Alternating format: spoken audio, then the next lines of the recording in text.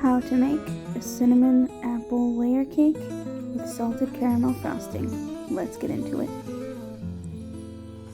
In a large bowl, whisk together 3 cups of flour,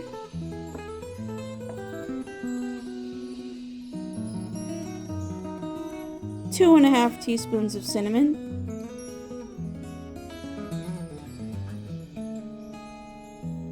1 teaspoon of salt, 1 teaspoon of baking soda, and ½ teaspoon of allspice. Whisk everything together until well combined. When everything is well combined, put it to the side for a minute and grab yourself a second large bowl. Add 1 cup of brown sugar, ½ a cup of granulated sugar, 3 eggs,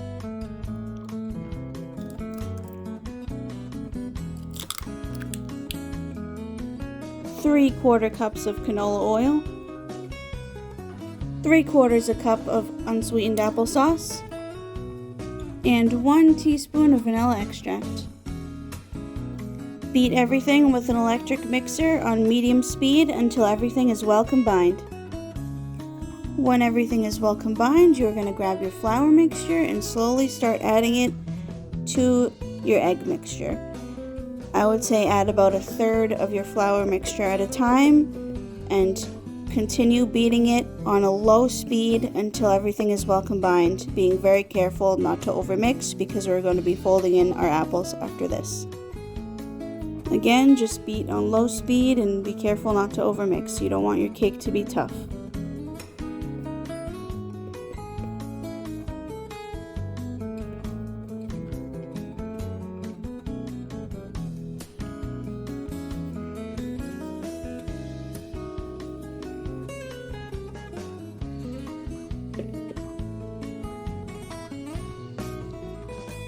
Now once everything is well combined, we're going to put it to the side for a minute and peel, core, and dice our apples.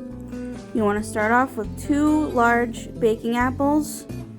You can use anything as long as it's not going to completely disintegrate into your cake. You want something like a Gala or a Granny Smith, something like that. So first you're going to rinse your apples, dry them off, and then we're going to peel them. Once you're done peeling, we're going to core them, nice and cored, make sure you get it all, then we're going to dice them. Nice and careful. When you're done with your apples, add your diced apples to your cake batter. Carefully fold in with a nice swooping motion with a rubber spatula your diced apples into your cake mixture. Nice and slow, nice and careful. You don't want to overmix because it will be tough if you overmix it. Put it to the side. Grab yourself some 9-inch cake pans, 3 of them, put them on a cookie sheet, spray them and line them with wax paper. Grab your cake batter and evenly distribute your cake batter into your 3 pans as best as possible. You can use a scoop and just do 1 each scoop in each one, but make sure you level them off and make sure they're nice and flat before you put them in the oven. Bake at 350 degrees for about 35 to 40 minutes or until done. When a toothpick inserted your cakes come out clean, take your cakes out of the oven and let them cool down. And while our cakes are cooling down, we can start making our salted caramel frosting. In a small saucepan, add 3/4 cups of sugar,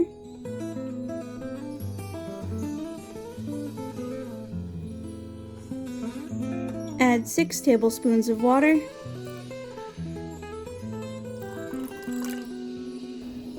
put the sugar water mixture on the stove and bring it to a boil. Once the mixture is boiling, turn it down to a simmer and let it cook without stirring for about 10 to 12 minutes until it's about a nice deep amber color. Meanwhile, combine 2 teaspoons of vanilla extract with 3/4 cup of heavy cream. Stir well to combine, and then put this back into the fridge until we're ready to use it. When your caramel is a nice amber color, remove it from the heat and slowly start adding in your cream and vanilla mixture. You want to add it while you want to stir and slowly add in your mixture at the same time with either a wooden spatula or a heat-proof spoon or something like that.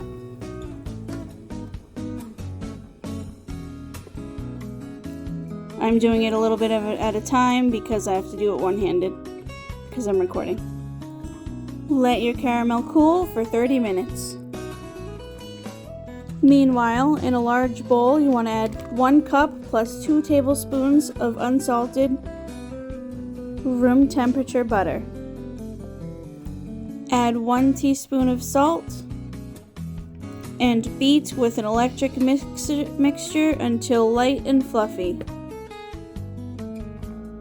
Once your butter and salt are well beaten together, we are going to add 3 cups total of confectionery sugar, 1 cup at a time, beating with your electric mixer or by hand, whatever you choose, 1 cup at a time to incorporate individually.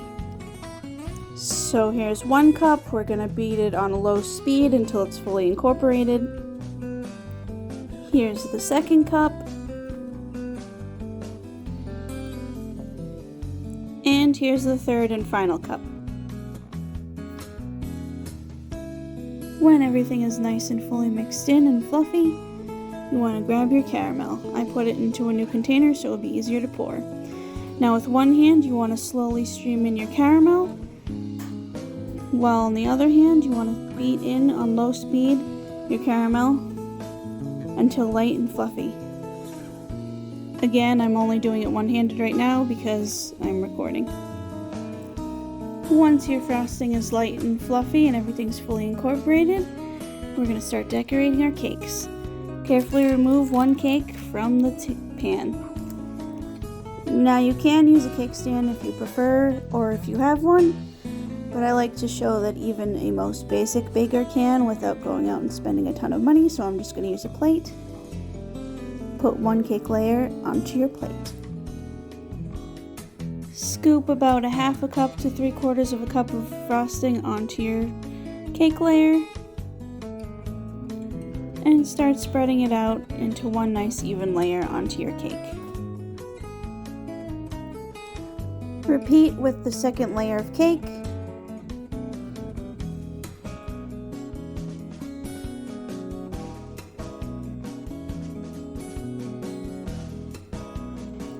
Now for your last layer of cake, a neat way to get a flat top every time is to take your cake layer and put it on upside down, nice and flat.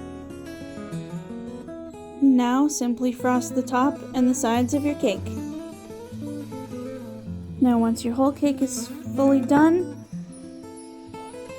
if you have some leftover frosting, pour it directly on top. Spread it out, but as you're spreading it out, do like a swoosh motion like this with the back of a spoon to give it some texture. Make an even layer. Feel free to put little candies and figures on the sides and the tops of the cake. It'll kind of look like they're playing in snow. And when you're ready, serve and enjoy.